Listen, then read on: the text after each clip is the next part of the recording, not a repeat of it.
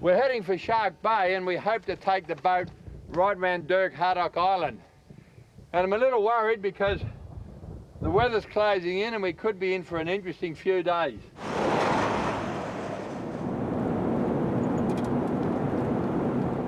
Well, the weather's a lot better this morning, beautiful clear day, so what we're going to do is jump in a small plane and fly over and have a look at Steep Point. Now, Steep Point is the westernmost point on mainland Australia, and off Steep Point is Dirk Hardock Island, and that's where we're going. We want to fly along, have a look at the cliffs, and then we can take our boat right around the island. It's going to be a great trip. This is really a dry part of the world around Shark Bay. You even have to buy your water. $1 gives you 20 litres. There's no fresh water around here, so they use a desalination plant to distill the water, and that's why you have to buy it.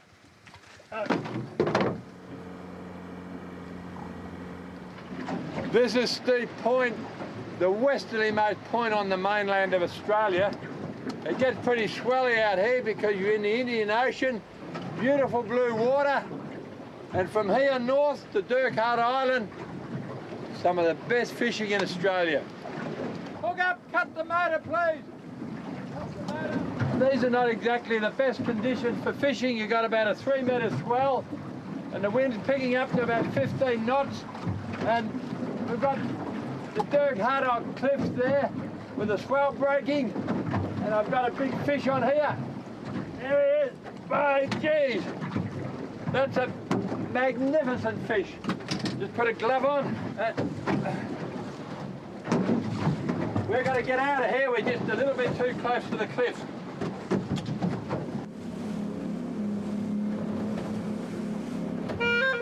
And the best part about catching these fish is eating them. Just cut off some nice big steaks and straight into the frying pan. Righto. Once we've got it simmering away there, a few luxuries because we're not away for too long. Soya, honey and garlic sauce. Put that on there, quite a bit. Now the curry powder on top. Oh, starting to look good.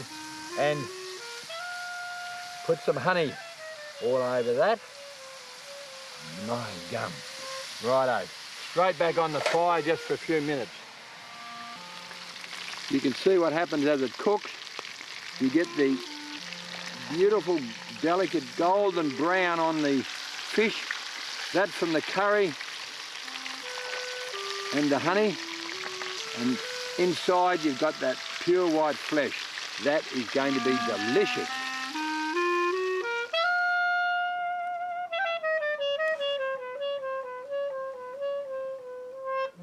You and your partner are the only 2 permanent residents on this island, is that right?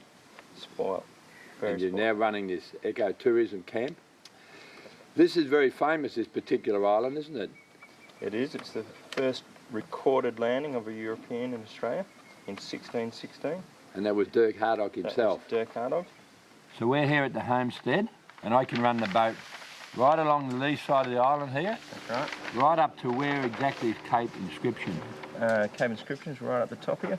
And that's where Dirk Hardock came ashore and fixed the famous plate. Yep, that's right, in 1616. A replica of that plate here. Got an exact replica of what he left. That must be very rare because the original one's in the Amsterdam Museum. Yeah, over in Amsterdam. Well, we're stuck on the bottom end of Dirk Hardock Island. On the radio, they're talking about gale force winds. There's a cold front coming up the coast, and it's already bitterly cold. And there's nothing there we can do but put the boat in one of these sheltered bays and just wait for the winds to drop.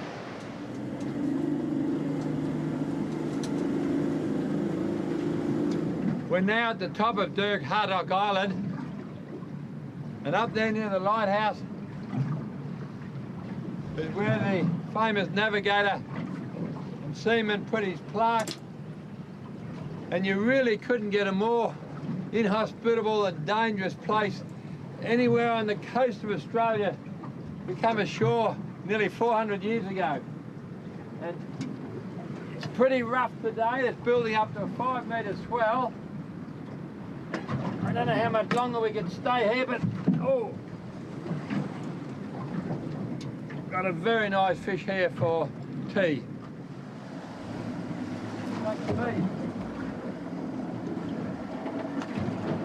Some really big waves building out here now, and I've just got a lovely pink snapper on the Halco.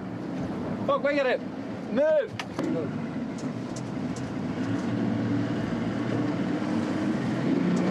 Now just hang on. Yep. Get out of here. Right, hang on,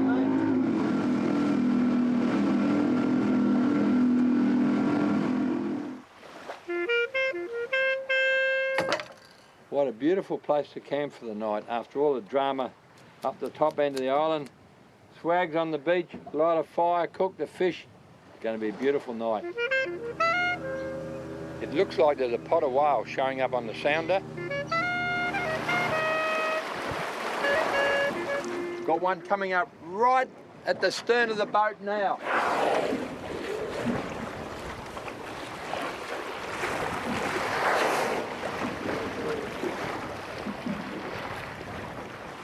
This one's definitely having eye-to-eye contact with me. You know, they're so big, they're just a little bit frightening when they come this close to the boat.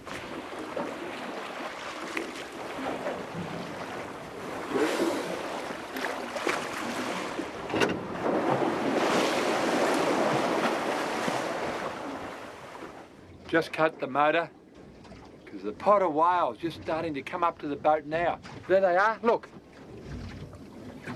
This one's doing a belly roll right under the boat.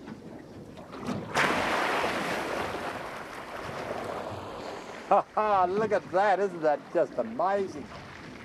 This is unbelievable. Another two coming up to the stern of the boat. Look at that, look out! Oh, isn't that amazing? Don't get any closer. Ah, this is what makes these boating trips all worthwhile. I've never seen anything like that in all my life. When we headed up to the top of the island, Rick, one of our crew, got very seasick, so we had to drop him off on this beach. And now the swells come in and I can't get the boat in close enough to pick him up. So we've got this little inflatable. I'm going to launch it and try and get him into the dinghy.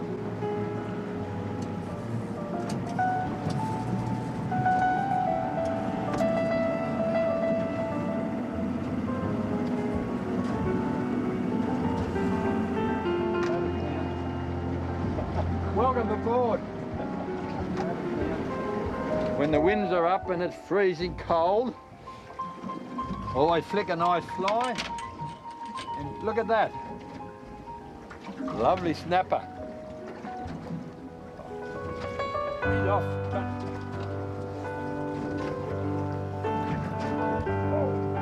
That's a good hook up. And there we have a very nice coral trout. He's about 48 centimetres, so his size, so I could keep it for tea. Well, it's time for me to pack up and head back to Broome. And after the break, we're going to get stuck into some real good bush cooking.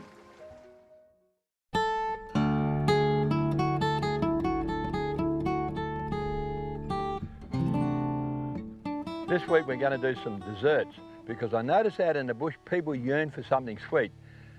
So I'm going to do the old-fashioned boiled pudding in the camp oven. We're going to do golden syrup dumplings, and they're my favourite. And we're going to do a sweet polenta. First thing you do is start with your mixed fruit, and you soak it in port or rum. I've soaked this in port. See how it's all swelled up? Leave that overnight. Now, I don't drink port, but I usually carry it in the bush for all my old stockman mates. Now, you add to that 3 cups of plain flour. Here we are. Now, this is a pretty big cup, so we just put 3 cups in there. The next step is some boiling water, and we dissolve into that a teaspoon of bicarb soda. Just drop it in there. That's not there, that's okay. Right, get that all dissolved up. See your baking powder, look at it bubbling up there, and we add that in to the mixture. I'm out in the bush, I don't normally carry butter. So what I use instead of butter is the oil. Nice olive oil. The next step is a cup of sugar. There we are. And a good handful of the almonds, see that? Oh, look at that, isn't it looking good now? Righto. A couple of teaspoons of the mixed spice. See the mixed spice here? Righto, now we put in a teaspoon of this ground up nutmeg, see it there? Some vanilla essence, and you've got to be careful when you have glass out in the bush, carry it carefully. Righto, just a splash of the vanilla essence in there. There we are, oh that was a nice big splash. And just a touch of rum. Righto, now we're going to stir this all up and get it in the camp oven. Now we all remember the old-fashioned way of making the boiled Christmas pudding. Well, that's exactly what I'm doing here. I've got the calico cloth and I'm soaking it well in boiling water and take it over to the table. Put my mixture carefully in the calico cloth and tie it up and into the camp oven. And leave it for around about 3 hours and don't let it go off the boil. Out in the outback and in the stock camps, golden syrup dumplings are still very popular. So we get 2 cups of self-raising flour this time, and I don't have any butter again, so I'm just going to put in the oil, and I don't have eggs out in the bush, so what I've got is egg-like or egg replacer. So I've just got to mix up a couple of teaspoons of this and about 30 mils of water. This is not an egg powder, this is a substitute for eggs. For people that are actually allergic to eggs, so we just drop that in there, and at this stage I'm going to mix it up. To get it to a nice firm dough, I just keep adding the milk, and mixing it up and mixing it, adding the milk, stirring it up. The next step is to make up these small balls of flour. These are the dumplings, about the size of an apricot. I now have to make up the syrup for the dumplings, so it's just a couple of cups of water, 1, 2, into the camp oven, good half a cup of brown sugar, around about 2 tablespoons of golden syrup, 1, 2, and a touch of lemon juice, and straight onto the coals, and I'm just going to stir that until it all just starts to bubble up and all the sugar and golden syrup melts together. Once that comes to the boil, just add the dumplings and let these simmer in here for about 20 minutes. Well, the dumplings are ready and they look really good, but what we have to do is finish it off with some instant custard. See it there? Instant custard powder, which is great to carry in the bush, and around about 1 1/4 cups of boiling water, and I'll just stir that up for a couple of minutes until it's nice and smooth.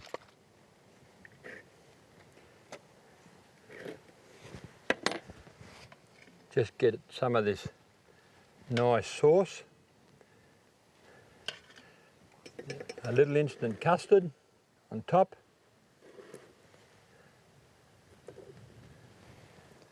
and as a treat in the bush, tin cream.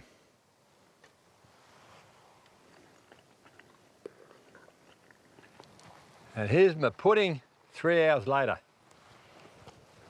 And there it is. Just peel it away carefully because they can fall apart. Now that one looks pretty good.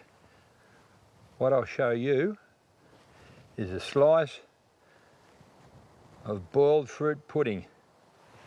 Look at it. Beautiful. And once again, a little treat in the bush, tin cream.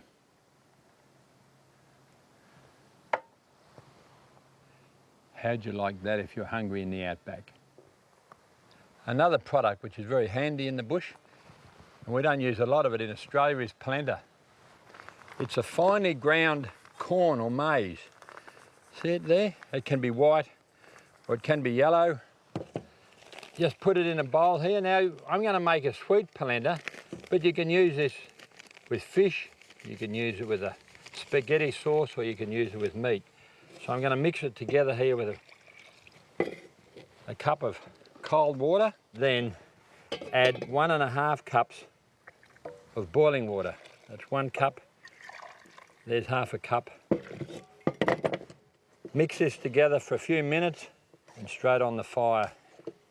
The next step is to get the polenta onto a tray, spread it out and leave it for about 15 minutes to set.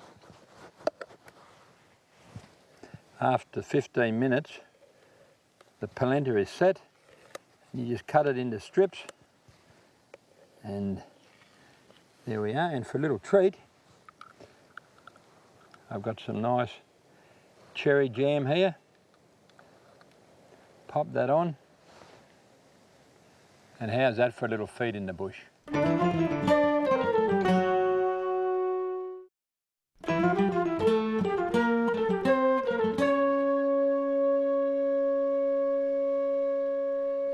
How you going, Frank? I'm going well, Malcolm. How you doing, mate? Hey, I noticed you got another new car there. Yeah. Hey, look at it. And a new running board? Yeah. Oh, hey, steady up on it. Upset a mate of mine already. You might pop that back. Yeah, I will Hey? do. Yeah. I'm Might about fall through. halfway between Broome and Port Hedland at Port Smith. Frank Hamlet here, he's an old mate of mine. He'd be one of the greatest endangered characters I've ever met. What's interesting about Frank is that he's semi-retired here, is that right? Not really. Yeah, well, supposed to I'm be. supposed to be. Supposed to be semi-retired here with his daughter, and he's got one of the best bird parks in Australia. Now tell me, where'd you get this old girl from? Come from Wyndham, Malcolm. Right up the top of the Kimberley. Yeah, that's where she come from. I swapped it like a couple of emus for it. That's a pretty good trade. Yeah, it was A couple a of good emus trade. for a car. Yeah. Now, Frank, this drum here intrigues me. What's this drum here for? Well, just steady on there. That drum is there to support my seat, or it'll go back. So if we get rid of the drum, the seat falls back too far. That's right. Yeah, well, you should patent that idea. Yeah. Now, the upholstery is looking a bit second-hand. That's not too bad at all. Like, you know, That's that's so all right. as you can get the airflow. This is something new, eh, Frank? The entrance to the bird park. Oh, yeah. Got the turnstile. Yeah, got a That's looking pretty turnstile good. there. Kids Yeah. can swing on that. I tell you what, the garden is looking magnificent. You know, down here, halfway between Broome and Port Hedland, it's one of the most arid places in Australia. But about 4 kilometres up the road, Frank years ago found some water. And look at this Garden of Eden. Got our cup of tea here. When did you first get interested in birds? Oh, I've had birds virtually all my life. We used to show canaries and Guldians when I was a kid with the old man. Yeah, and how old were you then? Only about 8. And where was your first job? I left school at 14 and went to the South Perth Zoo. Well, you didn't stay long in Perth, eh? You headed north. Yeah, I was only at the zoo for 2 or 3 years and then came up north. A couple of mates of mine had one of Bones's old T-model Fords. Yeah. And we were heading for the Kimberleys, but we got as far as Mount Magnet and he got tangled up with a Sheila there and ended up selling the vehicle, and I just went out on a station and got a job on a station. I know what a Sheila is, Frank, but just explain to my city viewers what a Sheila is. A good-looking girl. A good-looking girl is a Sheila. I got into Broome in 1953. When you first took over Roebuck, they were pretty wild days, weren't they? Yeah, there was no fences like you could the cattle could go from Roebuck to South Australia and Really? not touch a fence. Like. And were there many wild cattle on Roebuck Station? Yeah, there was quite a few piker bullocks still around on Roebuck at the time. What were piker bullocks? Piker bullock's an old bullock that's been getting away for years and probably could be up to 18-year-old. Like. And you'd ride them and muster them? We used to, some of them we used to have to throw and tie them up at dinner camp because they wouldn't stay in with the coacher mob, and only when we were moving with them. And you used to tie them up? Yeah. Right. And now look, we have here, you brought these out of the house, the horns of an old piker bullock. I have never seen anything like it in my life. Just have a look at those horns. If one of those went for your horse and got you in the, oh yeah, got the flank of the horse, so the horse would be killed, wouldn't it? Yeah. Yeah, I lost a horse. Did you lose a horse to one of these? Yeah, with a bull. With a bull? Yeah. What happened? I horned the horse. What, he just come in like this? Yeah, as we were going in to shoulder him, he swung around and horned the horse. And after about 30 years on the land, on those big stations, you consolidated down here at Port Smith. Yeah, yeah, we've been down here 21 years now. And you just raise your birds and yeah, sell them all over Australia, and you also have this beautiful park here to show to tourists. Yeah, yeah, we got the bird park, around 450 birds in the aviary. And that's what takes up all your day now, doesn't it? Well, with that in the garden, yeah. And you start early in the morning on the birds, feeding and... Yeah, we'd be start feeding about 6 o'clock in the morning. Now, the Gouldian finch, I was down here years ago, and you were very successful to breed the Gouldian, because they're becoming an endangered species, aren't they? That's right. In the wild? In the wild, yeah, definitely. Back in those early days when I first come into the Kimberleys, there was thousands of finches around. It's probably, they really only got into trouble in the late 60s. Do they know why? Well, they don't really, but definitely fire. It's one of the big reasons. People why, overburning. Yeah, overburning, and that's why Gouldians have really got into trouble. You'll never move from here, Frank? No, I don't think so, Malcolm. No, I hope I'm still annoying every bugger around the place in 20 years. Because you're on a most beautiful spot here, aren't you? It's called Port Smith, but you've got a tidal lagoon here. That's right, yeah. Teeming with fish. Yes, it's a pretty good fishing spot. Yeah, well, we might have a bit of a fish in the morning if we've got a bit of a chance. Yeah, right. I'll just clean her up a bit, eh, Frank? Polish it a bit? Yeah, that's right, mate, but I do it pretty often. Do you? Yeah. This is one of Frank's more upmarket vehicles on the place. This is the fishing vehicle. She's a pretty good one. Oh, yeah, she's not too bad. One shot, it'll fire. How's that? All right, I'll jump in. Yeah. Hey? We'll go and drop a line. What about the door? Hey, and the safety belt? Yeah, we'll look after them. We'll be right. Close the door, safety belt on. Hang on. Oh, look out.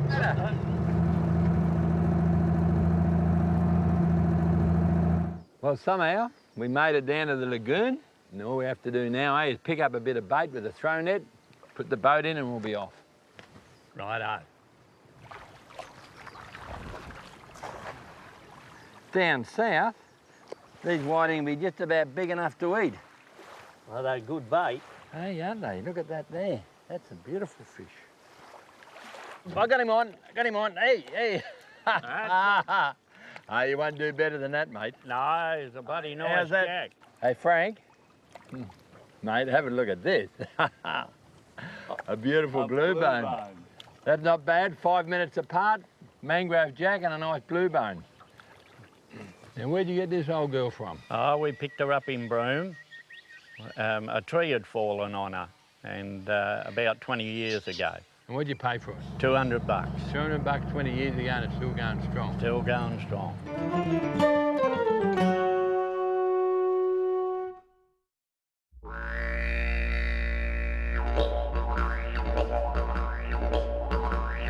Well, here I am in Elcho Island. Haven't been here for near on 40 years. I've come back to see all the old people and hopefully catch up with some of the younger generations and spend a week out in the bush do a bit of hunting, bit of food gathering. Really looking forward to it.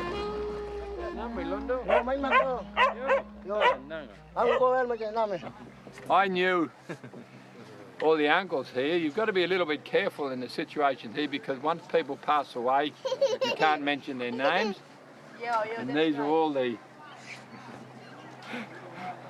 next generation from the people that I knew here, all the old people. And then this is the next generation here. What we're going to do is make up some spears. And then we can go hunting.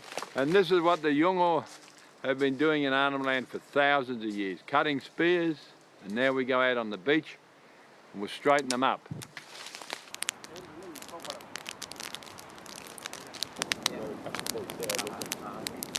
Once these spear shafts have been heated up on the fire and they're still hot, it's just a matter of getting all the bends out of them, using the pressure of the feet or the teeth here, and just work all the way along the shaft until you get it dead straight, and then take the bark off.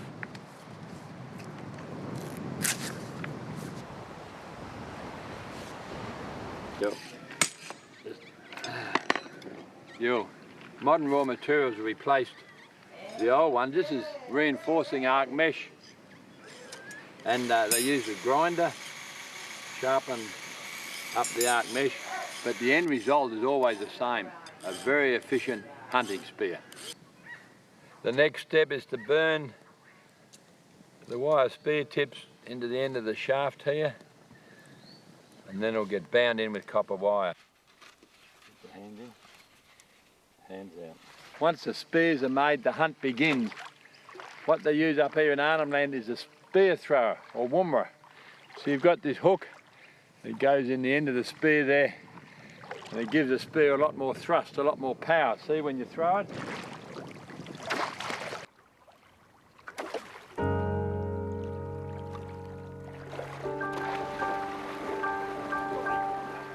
Hey! Oh, come in. Oh. Oh! These guys never cease to amaze me. Just have a look at that for a headshot. Look! Isn't that a magnificent fish? Mirteri. Yo. Have a look at the size of that fish. Oh, taking home for dinner, eh?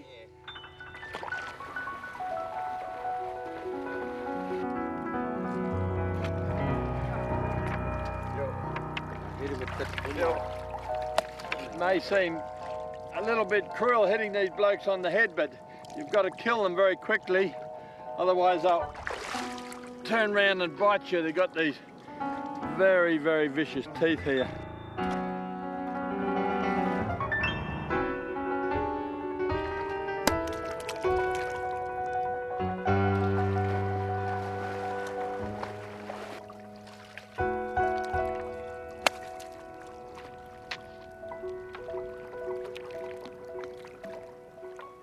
So we're going to have a late lunch.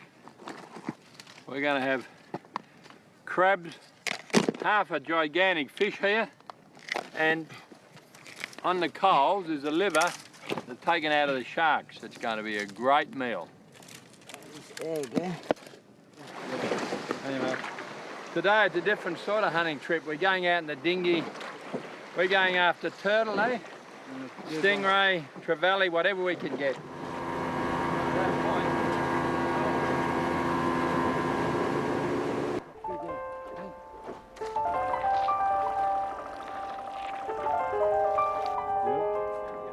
Hey. Yeah, number one.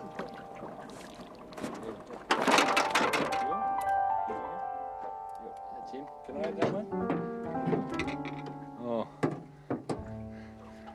That's the stingray barb that you got to be very careful of.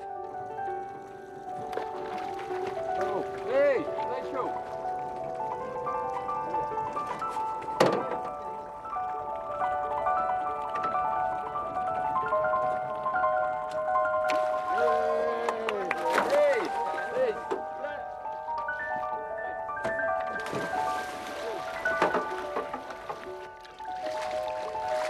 Valley.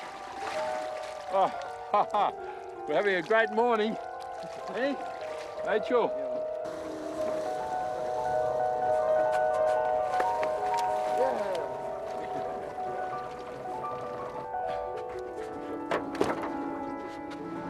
Garabooga's changed over to a larger harpoon. He's now after turtles.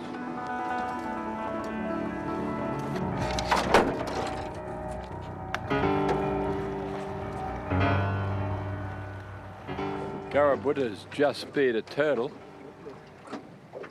Personally, I don't like people killing turtles, but it's important that I don't force my values on these people. It's their traditional food, so that's the way it goes.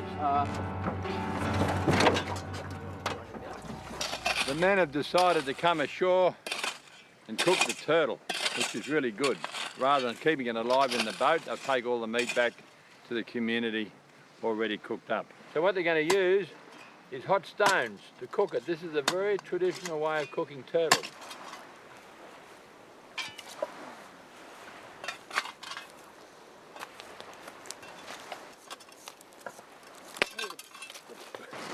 Once all the hot stones go inside the turtle, now jam all those mangrove leaves in there and just leave it to cook.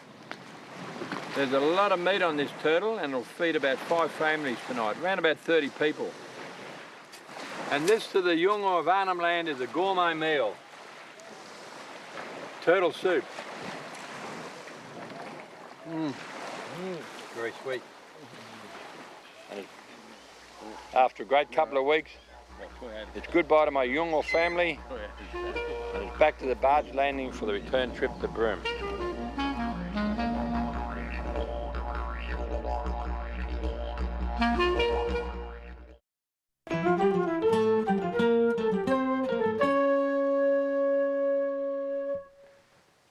Witchetty grubs. I guess we've all heard about witchetty grubs in the Australian bush, and we all know that you can eat them, but how do you find them? Well, there's many species of trees that harbour witchetty grubs. The first thing you notice is the tree looks a little bit diseased, and if you go down to the bottom of the tree, down where the trunk enters the ground, you usually find what I would call grub dust or sawdust. See it there? And that's a very good indication that around the base of this tree we'll get some witchetty grubs. Now sadly this tree here is doomed to die because it's just been riddled with grubs. So what I'm going to do is get right down into the base of it and see what I can find.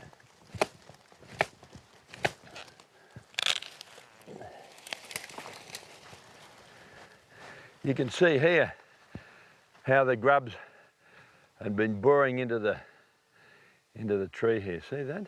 Here's a very small one here. See it? Doesn't look very appetising, but in a survival situation, that's good tucker. You can eat them raw. Very sweet. See the grub here in the root? There's that grub dust, or what we would call sawdust. And here we have a nice fat witchetty grub. Just get him out. There he is.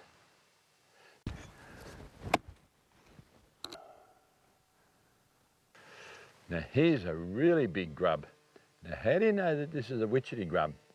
Well, if you have a careful look at it, it's virtually got no legs. Right up near this very small head, there are just 6 little tiny immature legs and no other legs.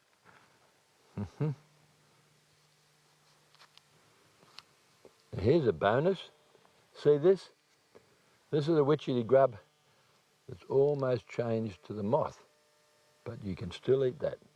The best way to cook your witchetty grubs is small fire, bit of ash, drop them on there and just roll them around for a few seconds in the hot ash and they're ready to eat. You can see the oil coming out of the cooked witchetty grub here now, and that is one of the best bush tuckers you can ever find. Whenever you're near water, it's hard to survive without a good spear. Now I've got a very old piece of Rangoon cane here that I'm just straightening up. Then I'm going to show you how I make a spear. And we're going to go out in a boat at night, spotlighting, get some fish. I'm going to grind this down, drill a hole in it. I've got these 4 steel rods that we're going to stick in here and bind them in with wire and stick them in with araldite.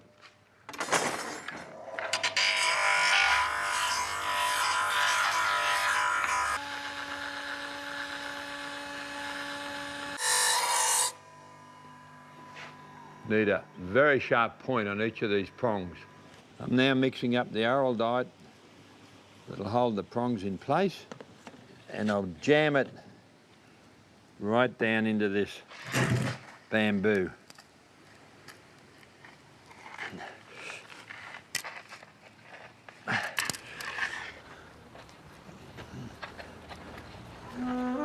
It's a rising tide now.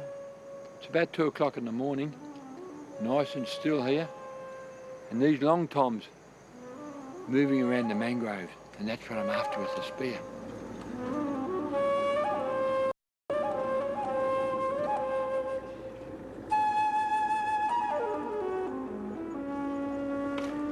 Ah, nice one. Very nice. Ah. All long toms tonight.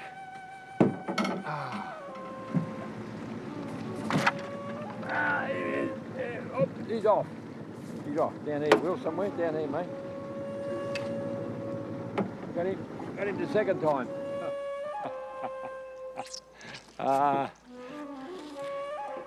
You can go fishing all day and catch big fish on a line, but this is probably greater fun.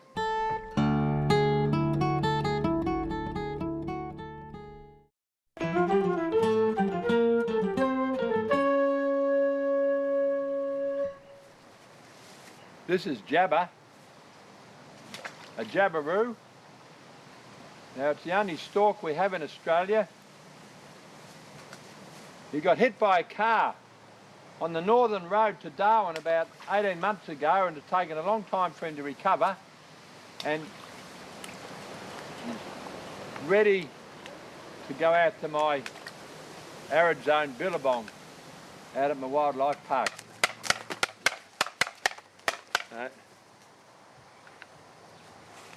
Magnificent bird. He's pretty quiet. This is actually a male. The females have got yellow eyes and the males have got the black eye. Strange looking bird, aren't they? Well, going out to the billabong out of town. This is his new home. This is our arid zone billabong, 20 kilometres out from Broome. You can see the huge numbers of birds that are here now. It's been in for about 4 years. And you can see Jabber's about 18 months old. He's just maturing now, getting this beautiful opal blue turquoisey colour here. And another 6 months he's going to be quite magnificent. Now, what I'm going to do is put him in this area here for about 3 or 4 weeks. And then we'll take the fence away. And if he wants to, he can stay around here. But if he wants to fly away, he's free to do that. Come on, Jabber. Here you are, mate. Where you go? Here we are.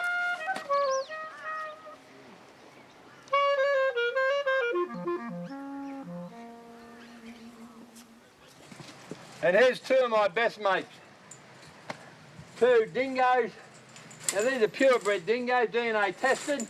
And we just built a new pen out at the wildlife park out of town.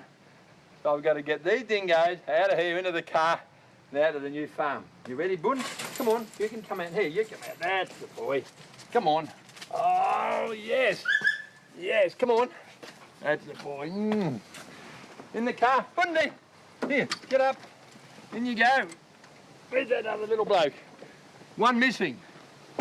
Here. Come on. Here. Here. Come on.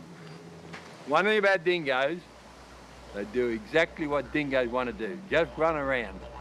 They're a wild animal and you can't train them. Just see if I can catch him down here. Here we are. Righto, let's go.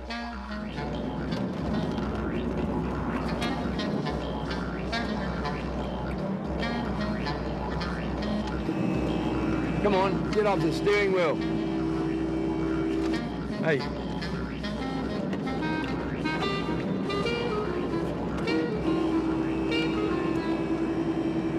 Now I've just got to get them from here into their new run. I'm now out at our wildlife park, about 20 kilometres out from Broome. Come on, hey, come on, hey, come on, Bun. Just get them into this gate here, double gate. There we are. This is my favourite. This is the male. It's a very large dingo. He's from the mountain snow country from the back of Kosciuszko, way down on the Victoria-New South Wales border. Hello, this is a little desert dog from the Great Sandy Desert of Western Australia. She's a real little scoundrel, this one. She's a runt of the litter and sticks up for herself. And there's 3 or 4 different types of dingoes in Australia. You see, this one's a lot smaller than the dog here. It's got a thicker coat from the snow country, as long as they're handled from the day they're born. They're beautiful. We call them dogs, but they're not really a dog.